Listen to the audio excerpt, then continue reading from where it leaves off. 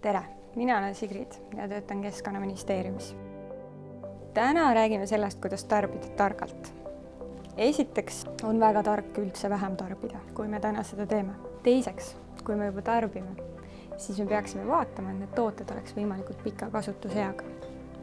Näiteks saame me poodi võtta kaasa kaupade ostmiseks tekstiilist koti. Veepudelina me ei pea kasutama plastikpudelit, vaid võime selleks võtta näiteks klaasist pudeli, mille kasutusiga on pikem. Kuid paraku on igal tootel oma eluiga.